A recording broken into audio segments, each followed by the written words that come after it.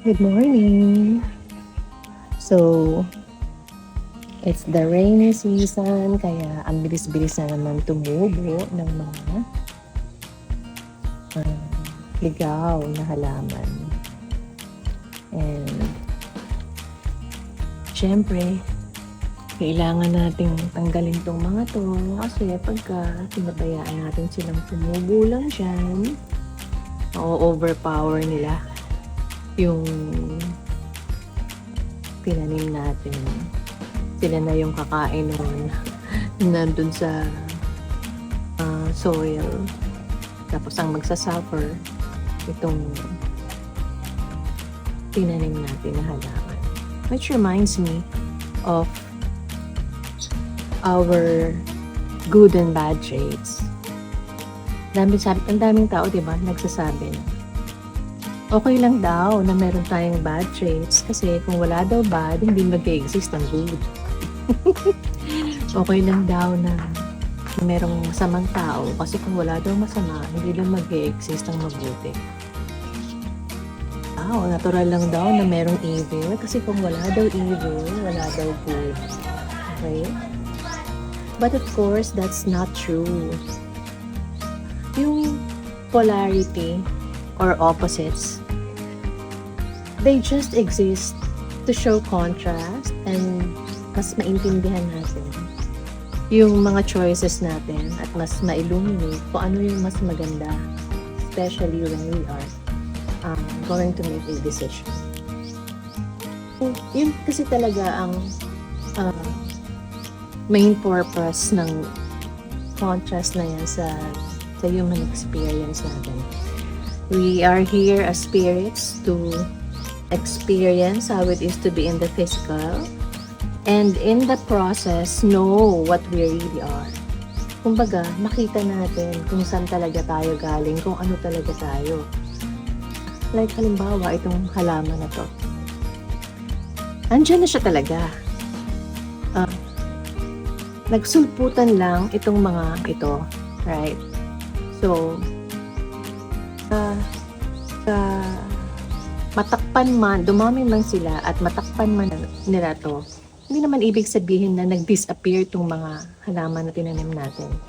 Nandyan lang itong mga to, tinatakpan sila, nakikigulo sila sa ganda ng halaman. Pero hindi ibig sabihin na pag nawala sila, mawawala na rin itong mga to. No? See, binunot ko sila, pero nandito yung mga original na tinanim ko. They can exist, these flowering plants, they can exist kahit wala tong mga to. Right? So, parang yung araw, diba? Diyan yung araw. At kung umikot yung earth at merong side na dumilim dahil gabi na doon, it does not mean na nag-disappear or nag-vanish yung araw. Na hindi na nag-exist yung araw. Just so happen na yung part na madilim na gabi na, hindi na nasisinagan yung araw. But the sun can exist on its own. So, hindi natin kailangan ang kasamaan para mag-exist ang kabutihan. Ang nangyayari lang, nalalaman natin na, ito pala ang kabutihan kasi na-contrast natin sa kasamaan. So tayo, nakikita natin yung sarili natin na mabuti pala tayo dahil galing tayo from a good source pagka naikumpara natin siya sa mga traits na medyo madilim or what we call bad or evil. Pero hindi kailangan na yung evil na yon ay i-absorb na natin sa energy natin or isabuhay or i-embody na natin yung evil traits sa atin. If they are just there to provide contrast para mangibabaw kung ano tayo, makilala natin yung sarili natin at the core, sa puso natin, makilala natin ano talaga nagre-resonate sa atin dahil yun ang laman ng heart natin. Even if mawala yung bad traits na yon, our good traits will still exist dahil yun talaga ang laman ng energy natin. We come from a good source. So, hindi kailangan na merong masama para lang mag-exist ang mabuti. And hindi rin kailangan na magsama ang masama at mabuti sa isang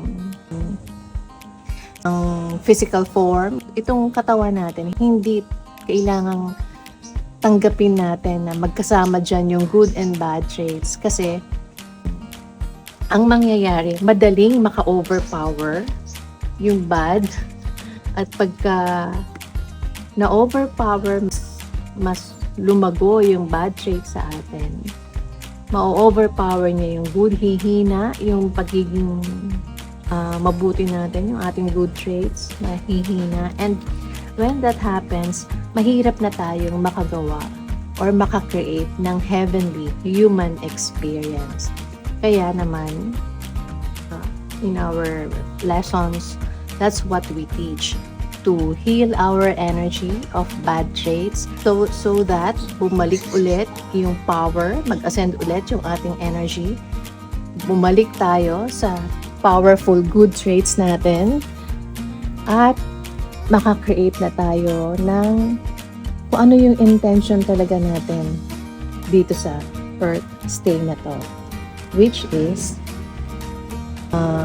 a heavenly physical experience. Okay? So, please let's not make it as an excuse to remain in stagnancy na okay lang yung meron tayong blockages, okay lang na meron tayong bad traits, dahil kailangan yun para mag-exist yung mabuti. No.